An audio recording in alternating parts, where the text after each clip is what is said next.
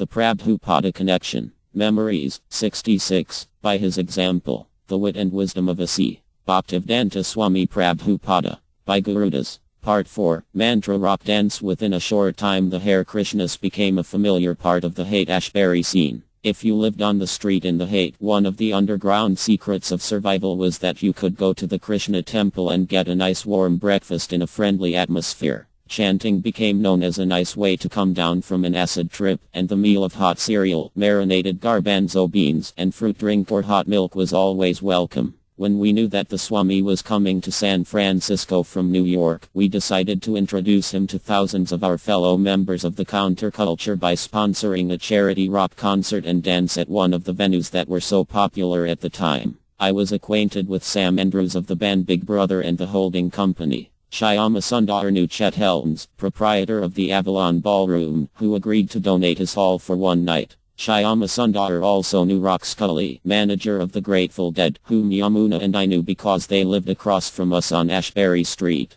Chet arranged interviews and, in addition to the Dead and Big Brother, we were able to persuade Jefferson Airplane, Quicksilver Messenger Service, and Moby Grape to perform free as a benefit to support the Radha Krishna Temple. Allen Ginsberg had agreed to fly out from New York to perform on stage and introduce the Swami to the people of San Francisco. The evening of the mantra rock dance, January 29, I walked into the empty ballroom and yelled, "Hare Krishna." The transcendental sound echoed off the walls. The rest of the devotees came over to the hall early to take tickets, cut oranges, and decorate the stage with flowers, cloth hangings, and paintings and posters of Lord Krishna. I saw the empty concert hall gradually fill up with life. Soon it was bustling with sounds, smells, lights, and joy. Of course, Lord Chaitanya was there too, as were all the demigods, who relish attending functions such as this. It felt as if they were throwing rose-petal benedictions upon the place. We had brought all our instruments, karatalas, flutes, trumpets, and a huge timpani drum. We checked the sound and greeted early arrivals. The Swami was to arrive later.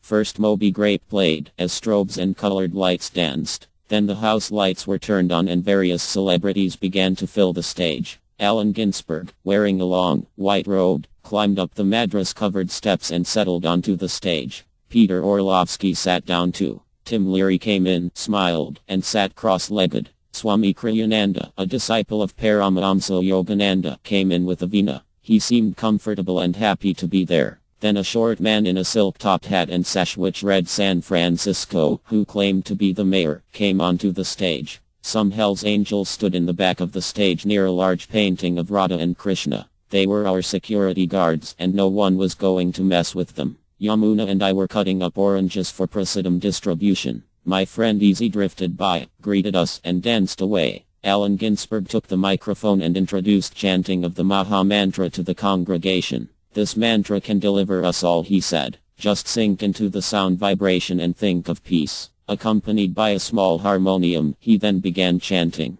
"Hare Krishna, Hare Krishna, Krishna Krishna, Hare Hare, Hare Rama, Rama Rama, Hare Hare." I jumped up and started chanting and dancing, and gradually, as everyone joined in, the whole hall felt like it was traveling on an intergalactic journey. In our transcendental spaceship, the Avalon Ballroom, we were separate but safe in the universe. The sound swayed around us, sheltering us in its transcendence. Then Swami Bhaktivedanta entered. He looked like a Vedic sage, exalted and otherworldly. As he advanced towards the stage, the crowd parted and made way for him, like the surfer riding a wave. He glided onto the stage, sat down, and began playing the karatalas. Again the sound vibration entered my heart, and I felt warmed. Others listened, then started softly singing in unison and weaving in dance. The hall filled with the holy names. Swamiji beamed down on the crowd. Everyone was cheering, bowing, clapping, swooning, jumping, chanting, and in a general state of bliss. Finally the chanting ended in a wild crescendo.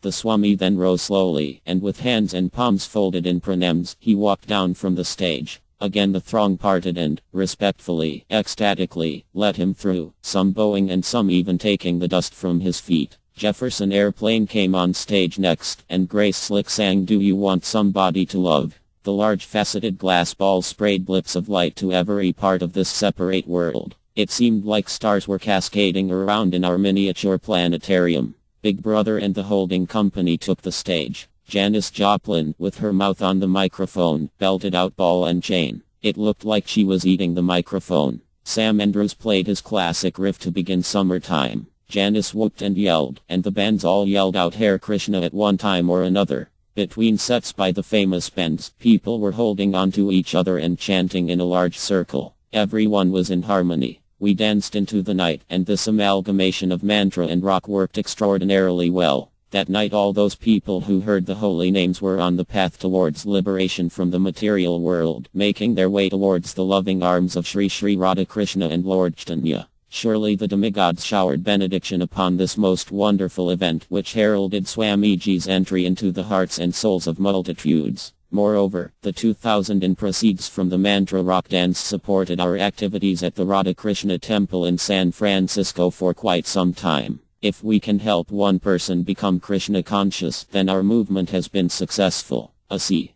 Bhaktivedanta Swami.